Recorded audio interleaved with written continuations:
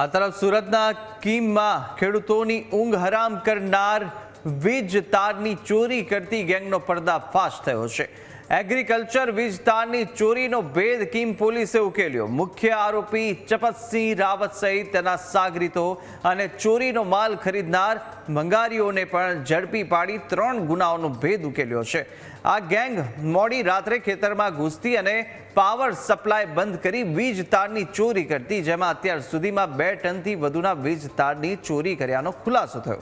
ત્યારે આ ગેંગ સકંજામાં આવતા હવે ખેડૂતોને રાહત મળશે।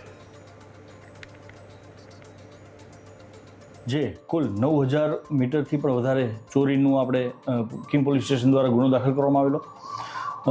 સદર ગુના બાબતે અલગ અલગ ટીમો બનાવી અને તપાસ હાથ ધરતા કીમ પોલીસને રાવત ગેંગના મુખ્ય સૂત્રધાર એવા સંપતસિંહ રાવત સહિત કુલ 7 આરોપીઓને અરેસ્ટ કરવામાં આવ્યા છે હાલ, જેમાં 3 આરોપીઓને વોન્ટેડ બતાવવામાં આવ્યા છે। કીમ પોલીસ સ્ટેશન દ્વારા તમામ મુદ્દામાલ રિકવર કરવામાં આવ્યો છે અને કુલ લાખો રૂપિયાનો જે મુદ્દામાલ થાય છે અને 2 ટનથી પણ વધારે વીજ વાયરનો જથ્થો કીમ પોલીસ સ્ટેશન દ્વારા રિકવર કરવામાં આવ્યો છે।